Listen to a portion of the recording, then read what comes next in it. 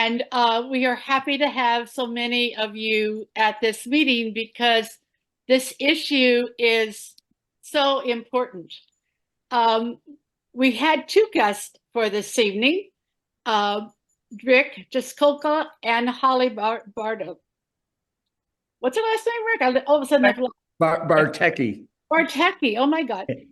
Holly both of these folks have been marvelous in giving their services to help us get good board members elected.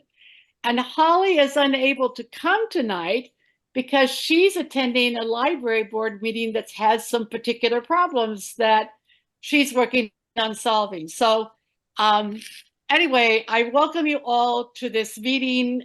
We are going to be dealing with this issue in April of 2025. And Rick wants to share with you what we accomplished this year and then how we can do a better job next year. And with that, Tracy, I'm going to give a little bio of Rick Jaskulka. He is the chairman of Jaskulka Terman Strategic Communications, a Chicago-based firm that specializes in communications around public policy and quality of life issues that matter to people and communities, including public education. Rick is regularly involved in the development of strategies and messaging dealing with a wide range of pressing issues, including public education, healthcare, the environment and climate change, civic engagement to address polarization, and bringing the rural-urban divide, to name just a few. He is regularly engaged in projects requiring crisis and reputation management strategies, one of JT's specialties, why Holly's not here tonight. And independent of his strategic communications career, Rick has twice served as special consultant to the White House. First, as both press lead and advance lead in the Carter White House, and then for 8 years as senior advance lead for both President Bill Clinton and First Lady Hillary Rodham Clinton. So with that, I'm going to butt in, Rick. Okay, sorry.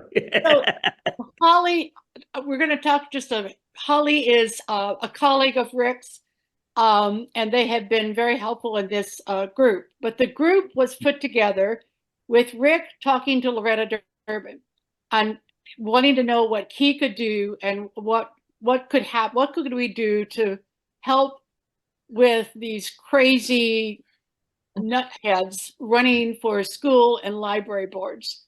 And so Loretta called me, and then we got a hold of Barbara Flynn Curry.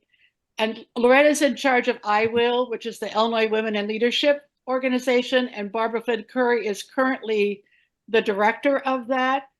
And then we got hold of the Illinois Education Association, the Illinois Federation of Teachers. We got a hold of AFSCME, the Illinois Library Association, and the Association of Illinois School Librarian Educators. And another group, the Illinois Families for Public Schools, Planned Parenthood, Equality Illinois. We contacted the Principals Association, the School Board Association, and the Illinois Superintendents Association, but they participated minimally. But the rest of us met once a week and sometimes twice a week to figure out how to do something that had not been done before. And I think the best way, Holly suggested the best term for who we were, was an informal coalition of like-minded folks to ensure the integrity of nonpartisan public school and library elections from polarized political special interest groups funded by dark money. And with that, Rick, you're on. Thank you, Paula. Well, I am honored to be here tonight and really appreciate the turnout and the introduction. Just two quick asides before I get into it.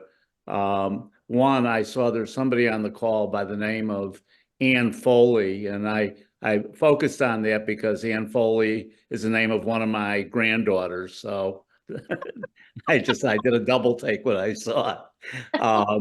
And of course, Loretta Durbin, who is, certainly one of the people who is responsible for us all being here tonight, because, it's worth telling the story. So come at it in a couple of different ways. One is professionally, as Paula pointed out, we do a lot of work in this space. We have for a long time done work for school boards. We do library boards. We do municipalities. And increasingly, there's been a focus on the polarization, just battles. And I've experienced it personally as well. So it's not just professionally. So my eldest son, Chris, worked for 2 public school library districts for a total of 15 years.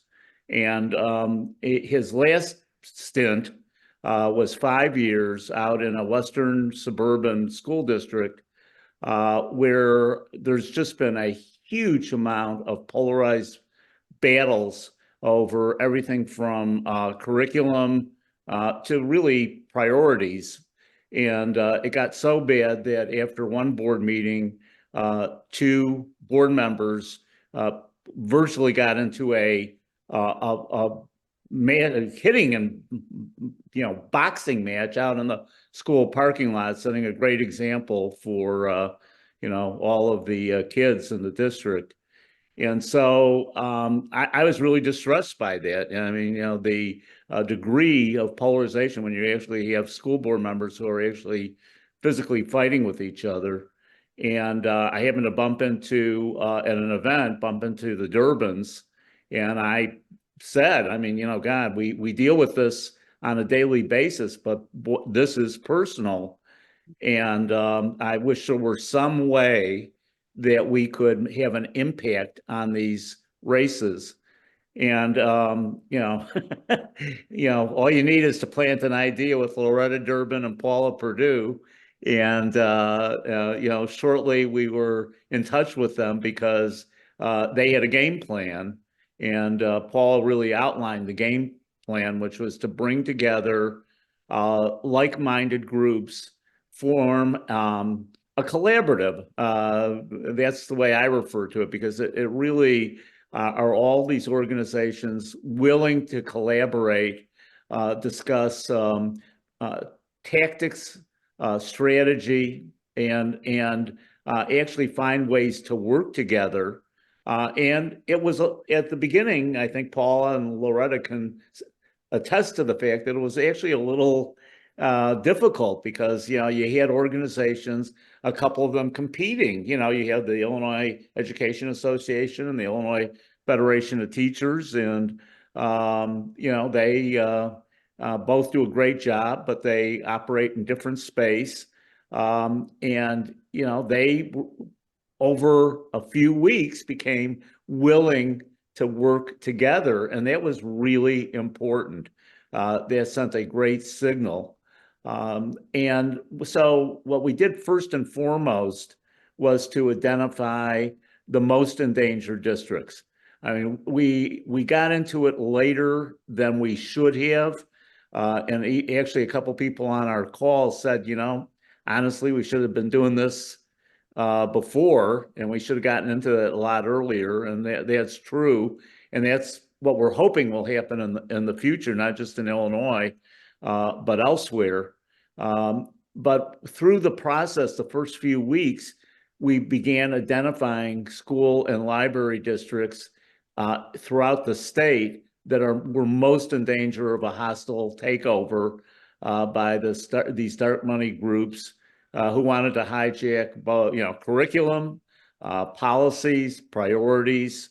And then, we decided, okay, what are we going to do in each district and what can we do universally? So universally, we talked about, hey, we need to show at the beginning that this is a bipartisan effort, and we need to demonstrate that this is about setting priorities and operating out of principle. And so we began with an op-ed that we decided to place in one of the biggest suburban Chicago newspaper chains, actually the biggest, the Daily Herald, that serves a large swath of the suburban communities in the northwest suburban area. And we had as authors of this op-ed the former Republican governor of Illinois, Jim Edgar, who Loretta succeeded in getting on board to agree to be a co-signatory. And then it was suggested to us that it might make sense to get Jesse White, who was our longtime serving Democratic Secretary of State. And then we added to the mix Sherry Bustos, who was, until this last election cycle, she was a U.S. member of Congress, actually headed up the DCCC for a while. And she born in Springfield, Illinois, but married and ended up in the Quad Cities area in the western part of the state. And she consistently won in a deeply red district through very creative outreach and engagement strategies. And so we drafted an op-ed that we circulated to Edgar and White and Bustos. They made some suggestions, and then we pitched it to the Daily Herald. And a really wonderful thing happened, because not only did the Daily Herald run the op-ed and showcase it, but they became themselves more engaged in really sharing information about the candidates running for office. I mean, what you have is these dark money groups, and as this process is going on, they're becoming smarter about not raising hackles during the actual election campaigns, getting themselves elected, appearing more mainstream than they are. And then, of course, when they take over the school and library boards, then all hell breaks loose. And so one of the ways that you can address that is if respected news media outlets are actually identifying who the candidates are, doing research of their own, not necessarily fed to them, on their own about these various candidacies. And so the Daily Herald was one of the news media organizations that really took it seriously, and not only did the op-ed, but became very committed to shining a light on the candidates running in these school and library board races. We also felt very strongly that if we were going to be part of this collaborative, that we wanted to provide value. Even though we did this pro bono, we felt that we had to put some skin in the game ourselves. And so we made ourselves available to candidates that were blue ribbon candidates who you want to serve on school boards. Excuse me. That time, it's only water though. I'm sorry. And so we made a real effort to do everything from help in drafting news releases for some of these candidates. We looked at news releases and campaign materials that they had crafted, and they wanted somebody with an objective eye to look at those materials. We did media and message training when some of these candidates needed to go in and appear before editorial boards and other groups for endorsements. They wanted to sharpen their messaging and their focus. And so we did this consistently over several months through the work of the collaborative. The collaborative got together, identified the districts, but they also identified the candidates who were most in need of that assistance, and where a lot of the dark money was pouring in from the other side.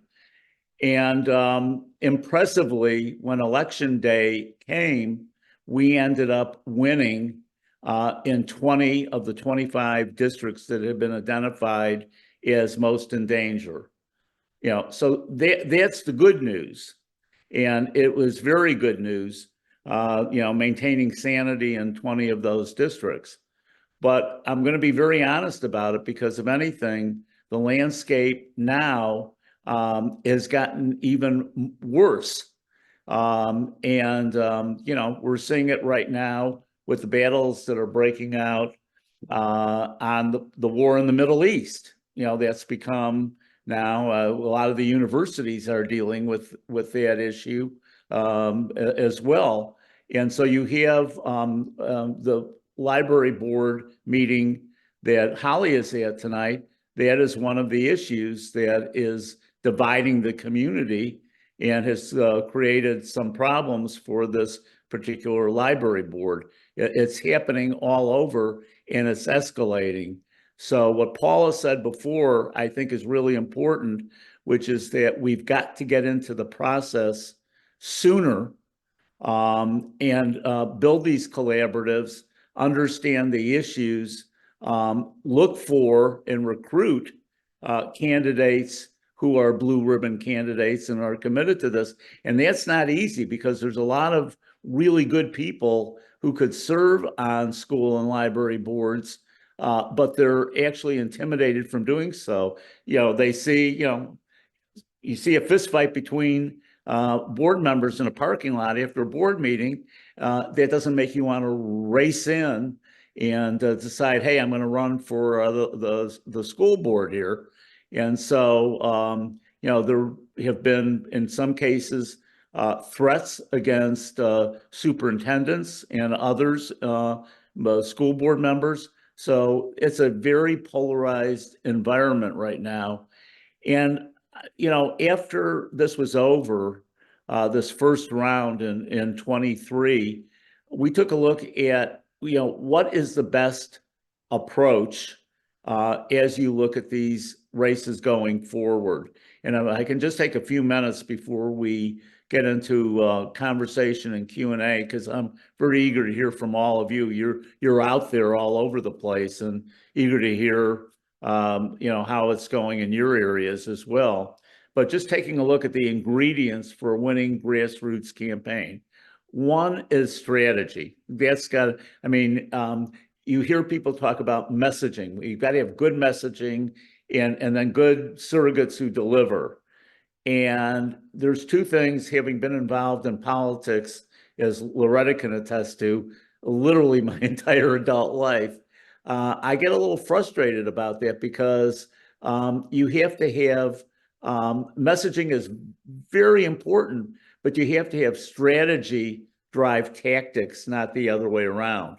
And so whether it's messaging or use of digital, the internet, web strategies, it has to begin with a realistic look at the issues, at the environment, the candidates, the voter demographics, recent election outcomes, news and social media landscape, and other factors that could impact the outcomes. So you really have to do an assessment of the district, and you have to make an assessment of the ingredients that are necessary to have a winning campaign.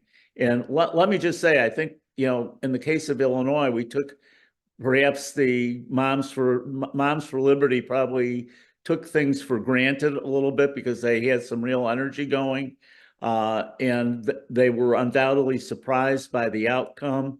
That won't be the case next time. They're not going to be surprised. So we have to be more prepared moving forward. And that's not true just in Illinois. It's true in all 50 states. I was just down in Florida. I was telling Paula before we got going, a few weeks ago, and there was spoke to a group of 55 women leaders in the sort of the Naples area, and they're dealing with all these, as you all you have to do is pick up a newspaper, and some of the issues that are playing out in that state. That's happening all over, though, not just in certain states. The next thing is that you do need smart messaging, but that messaging should be based on listening and understanding, not just coming out with a message platform. But as you do your assessment, you're going to hear things that ought to be factors in developing the most effective messaging that will work and actually, bring voters out, because we all know there's frequently a drop off in school and library board, these very hyper local elections, and then getting voters to actually look at the candidates running and dig a little deeper. So you have to be able to make the case. Third, very importantly, is outreach, but it's got to be outreach and engagement. We favor, it's not always possible to do it this way, but small groups. I I remember after the 2016 election, I was set. In fact, Sherry Bustos is the one that invited me to go out to Washington to address the House Democratic Policy and Communications Committee. And, rather than bumping my gums for an hour, I decided to give brief remarks and then to actually show a video. I had our video producer go up to a town in northern Wisconsin, Townsend, Wisconsin, which is about an hour and a half north of Green Bay, very rural area, very red district. And we assembled a group, about a dozen people, in the spring of 2017 before I went out to Washington. And people in Townsend, Wisconsin said, you know what? We feel neglected. Nobody cares about us. All they care about is raising money. It's the only time we ever hear from people. We don't matter. Then, after hearing that, we got into some policy issues, and almost to a person, Republicans, Independents, Democrats, they all supported the Bernie Sanders policy of health care for all. So there's this really red district where even, the Democrats are conservative. And they had just gone through this whole litany of things that were being ignored. Nobody cares about us. But then they endorsed what is, I think, very progressive policy. And so I think what's been ignored largely is the wave of populism that's actually sweeping the nation right now. And frankly, many voters are just fed up with politics of both political parties. You have to keep that in mind. And so to us, a good starting point for candidates or for organizations that are dealing with these school and library board elections is to actually assemble some groups, get a dozen people together over coffee, have a conversation with them, and listen and understand, and then apply that to the strategy and the messaging. We also like that approach for campaigning, particularly in hyper local elections. So this is probably now more than a dozen years ago. It was the 100th anniversary of the Chicago Community Trust, one of the longest serving community foundations in the country. I think they're the second oldest. And for their centennial, they wanted to do something special. And we said, hey, rather than doing a big banquet celebration, what if we do something that is really grassroots? And so we came up with a concept that was labeled On the Table. These were small mealtime conversations. When I say mealtime, it could be a backyard barbecue, you know, having a coffee or tea in somebody's living room, but very hyper local, where you can actually have a conversation with voters, and then ask them to engage their friends and neighbors. And that is we have found this to be a very effective way of gathering people together. I mean, it was so successful for the Chicago Community Trust that they did this for 5 years, and had over, by the time we ended up in year 5, we had over 100,000 people participating on a single day. Well, it actually was a single week. And then the Knight Foundation, they are the foundation of the Knight Ridder newspapers, who have newspapers all over the country. They loved the idea. They were starting to focus on very hyper local news gathering, and they thought, you know what, we're going to give a grant. We're going to bring in JT, and we're going to pick a dozen markets across the country, and we're going to apply the on-the-table concept. And it was different in every marketplace. Out in Silicon Valley, it focused on affordable housing. And in Detroit, it focused on engagement with youth. In the Chattahoochee Valley of Southern Georgia, Northern Alabama, they focused on a new type of economic development. So in each place, it was different, just like all of these very local elections are very different from one place to the other.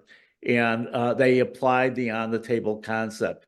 We are very big believers in it. And so I wanted to take a few minutes to talk about it. Speeches before groups have replaced more grassroots approaches. You know, I think what we want to try to emphasize is the grassroots actually can be more effective than the speeches before large groups. You know, what ends up happening when you're doing a large group, let's say you have 100 people and you're giving a speech, you know, you got some of the folks sitting there with these things, and but when you have both on the table small groups over a meal, or things that are very localized, which is visits to busy retail shops, going door to door, that we feel is going to be more effective, particularly in school and library board races. And then, you know, you have to also deal with the information deluge.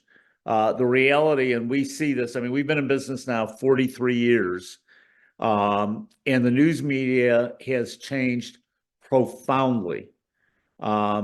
Now, the good news is that for, you know, news organizations that have survived all these changes, there is an increasing emphasis on local news, and a dependence on local news as being less polarizing. And so there's an opportunity to have an impact by getting local news organizations in your markets interested in these school and library board elections, rather than only focusing on the glamour races. You know, social media continues to evolve, and so it's going to be important to keep up to date with that. You know, TikTok may be gone in a bit. We don't know, but it's whatever happens with TikTok, whatever happens with the platform that was formerly called Twitter. You know, this is going to keep changing, and any campaign, and particularly a hyper-local campaign, needs to keep on top of that. We often find that sites like Instagram can be very effective in hyper-local campaigns. Nothing all that glitzy or glamorous about it or sexy, but it can be very effective. Direct mail, you know, we just, before I left home, you know, I had all this mail. Our Illinois primary is coming up next Tuesday. And for weeks, I've been getting, just like in the mailbox. And the reality is a lot of people just take that stuff and it goes right into the garbage can before it ever ends up inside. So we favor, if you're going to do printed pieces, use them if you're doing on the table kind of sessions, or you're going door to door where you're having direct contact, but just sort of dropping them in the mail chute doesn't necessarily get the job done. And we think that there actually is, if you start building a universe of voters and have a database, you could do better with e-blasts and e-newsletters than you would with dropping a flyer in somebody's mailbox. So anyway, I've been bumping my gums here for way too long. So let me now open it up and be happy to answer questions, or I'd be delighted to hear some stories from your neck of the woods. Thank you. Any questions? While you're thinking of a question, I'm going to add a couple of points. One of the things the Democratic Party was very interested in getting involved with our informal coalition. And I had tried to get Republican senators, former senators that I knew when I'd lobbied, to get involved. And when I called them, I would say, these folks say they're Republicans, but in my opinion, they don't even know what a Republican is. And all of my Republican, former, current Republican colleagues who are no longer senators or representatives agreed with me totally. But I asked multiple times, several of them, to join us. And that was it was too difficult to do. So, but the Democrats wanted to get involved. And because AAUW is nonpartisan, the Illinois Library Association was nonpartisan, and the Association of Illinois School Librarians was also nonpartisan. So how we did it is IEA, IFT, Holly, and other groups got involved with the Democrats, but they were not a part of our coalition. And I think that worked really well. So we did have Democratic interest in helping us out, but they did it with the unions and with Holly and Rick, and not with not formally with our coalition. Yeah, and I'm glad you raised that, Paula, because that was very important. I mean, particularly when you're going to newspaper editorial boards, but also when you're out doing the grassroots stuff, you can't say you're nonpartisan and then, look, the Democratic Party has every right, as does the Republican Party, to endorse candidates in these local elections. But in terms of making them part of this nonpartisan coalition, when you have a very well-known Republican governor who has attached his name to an op-ed, you really want to avoid, the appearance of being political. And so, and I have to say, this collaborative, this informal coalition, respected that, and they did a great job of handling that. I really believe that was one of the reasons that we had a successful outcome. Donna Jean has raised her hand. You have a question, Donna Jean, or you want to make a comment? I do have a question. Thank you. First of all, thank you very much to Paula and Tracy for putting this together, and also to you, Richard, for being with us this evening. I live in Glen Ellen in DuPage County, and what we have seen in the last elections are what I would call a facsimile of a newspaper with extremely, I don't even know what word to use. They're just very, very biased, but they look very official and they look very, quote unquote, informative. And I live in a condo, so they are left on our doorsteps. And they are left all over the village that I live in. And it's very hard. I would like to know how we counteract that because it's so much mis and disinformation. Yeah, well, I'm glad you raised that, and thank you. I mean, and that is the handiwork of a guy by the name of Dan Proft, who is a longtime political operative on the right, and they've created these phony newspapers actually over a fairly wide geographic area. I don't know if it's come to all your areas, but it's definitely prevalent in Illinois right now.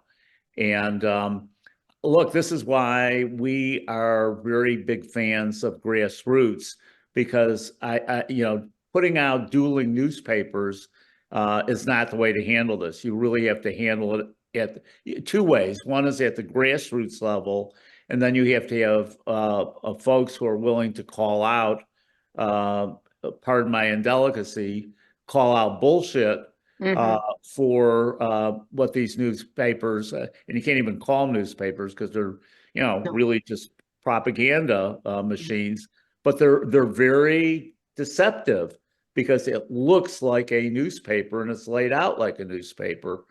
And so grassroots is, in fact, the best way to counter this. You're not going to make them go away, and you need to then shine a spotlight on it. And the media the independent media has demonstrated some willingness to call BS on these phony newspapers. So there's a media strategy, and then there's a grassroots strategy that I think effectively addresses that, because we had that all over the place in the last election cycle. Yeah. And again, we still were able to hold on to 20 of those 25 boards. I did want to make a comment that I don't think she's on this call, but Anita Walls with the Batavia St. Charles Geneva branch, their branch did amazing work on their elections, and they actually what they created, your organization looked over for them. So I wanted to thank you and, acknowledge that was done. They sent it to us and then we forwarded it on, and I don't know who on your team looked it over, but that was a big help. Yeah, I mean, Holly and I both took turns, split the load, but we wanted to be helpful, and we said to ourselves, look, this is just way too important. We need to dedicate some time to this. But I'll say, moving forward, there's a real imperative to create more formal networks here in order to battle this, because the other side is going to be very sophisticated. They're going to pour a ton of money. So I don't want anyone to think that we sort of have rounded the home stretch on this. The battles, sadly, are just beginning, I'm afraid. Until someone else asks a question, I'm going to make a couple of comments too. Donna Jean, did you have another question? Well, I wanted to pick up on that because it would be lovely to share the information that Batavia, St. Charles, and Geneva put together. Is there a way to do that? I see, Maureen, you're on the call, so you probably have some background on that. Sorry, I had to unmute myself. Yeah, I'm the president of the Batavia, Geneva, St. Charles branch. And we have a small group called Connections. And it's meant to engage external, in our local area. But Anita Walls worked with our Connections leader. Her name is Rosie McVeigh. They put together a spreadsheet of all of the candidates for the school boards and the library boards in those 3 towns. And because we had to be nonpartisan, we also had help from the League of Women Voters. We wanted it to be nonpartisan. So what they did was try to gather information about who endorsed each one of those candidates so that the endorsements could serve as a sort of signal who was behind and those candidates and who was kind of gives some hint at what those candidates' real motivations were.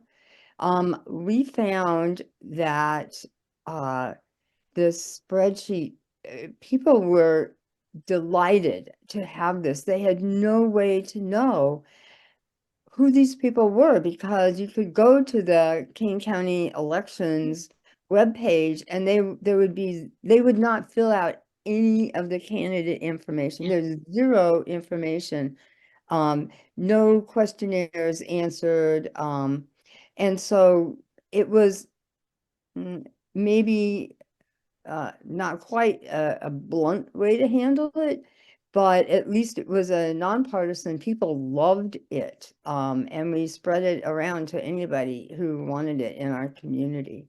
So that's how we handled it. And I think we had kind of mixed results in our three cities. Some of the elections were the candidates. So we then would indicate who we endorsed. And some of our endorsed ones were elected and some were not. But so far in at least I'm in St. Charles, and the St. Charles boards have been pretty reasonable.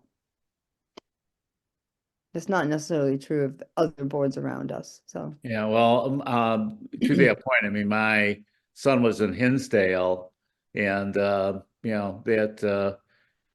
became a bit of a war zone, and they drove out the superintendent, and the superintendent was the whole reason my son had gone to that district, and now he's left. He's working now as communications director for Latin School, and he's very sad. Even though he's making more money, he wanted to stay in public education, and sort of.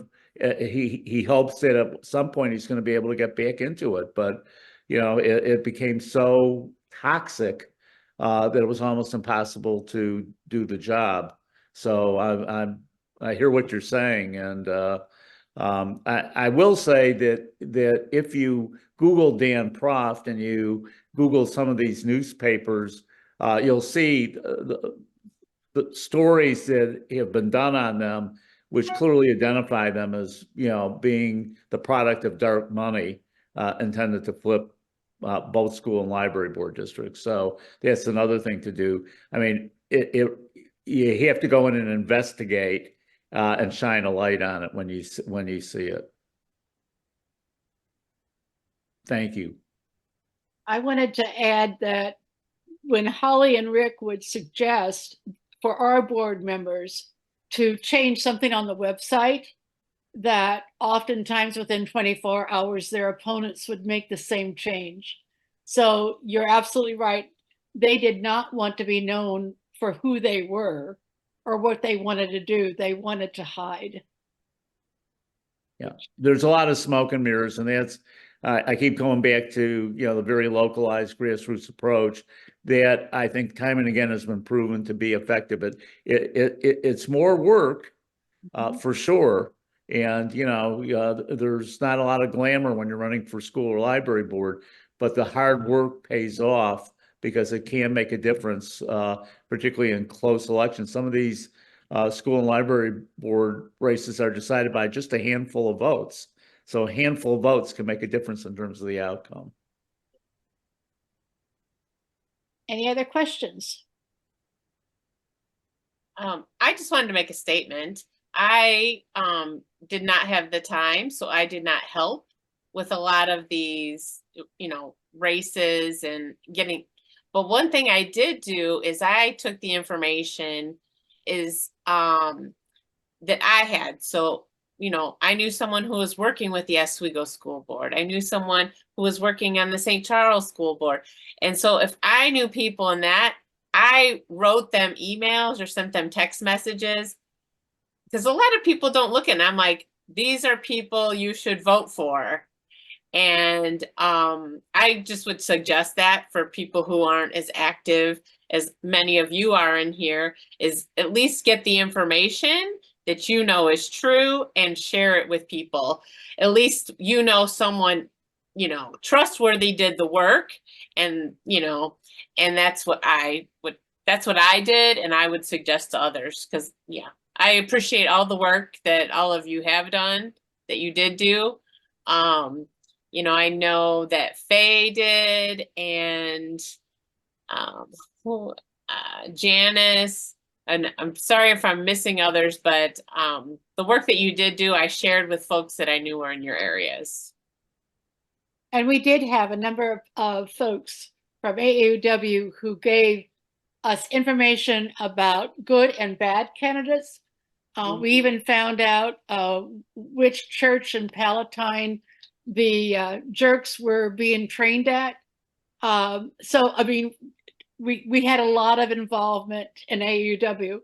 And what I hope and ask for the next 2 years, well, year and a half, I guess, maybe a year, is that when you know there's a problem in your library or your school board, if you let Tracy or I know, then we can work with IAA, IFT, Rick and Holly and others to try to make sure that we are better informed and have a better list of folks going ahead for 2025. Okay, so Maureen had her hand raised, and then Donna Jean. I was just going to add, I think, you know, if anyone's interested in putting together a kind of a spreadsheet like I described, I also think it brought more people to vote, because a lot of people don't know. I mean, they're confused about who to vote for. They can't find information. And if you can get them information, they'll actually vote. And that makes a big difference too, the number of people participating. Yeah. 100% agree. Absolutely on target. Donna Jean? I feel compelled to speak now in my role as state president. I want people to know that you can support candidates certainly individually, and you can support candidates on behalf of AAUW who support our mission. So if you stay mission focused, you can promote candidates from AAUW's perspective. And that you will remain nonpartisan. However, you cannot support them because they are Democrats or Republicans. You can only support them because they support our mission. Right. But that is also a way that you can then have some of these smaller conversations, if you're willing to do and host some of those, to talk about things that are important to us as AAUW members, and see if others will feel the same, and then use that as a jumping point to then talk about some of these candidates and whether they support our mission or not. So that is a way to get around the nonpartisan and still make sure that we're getting our perspective in the mix. Love it. Thank you. Any other questions? Thank you so much for attending tonight. Thank you so much for being interested in keeping our public schools and libraries public and as good as they can be for our kids. And thank you in the future for what you're going to do to help us next year.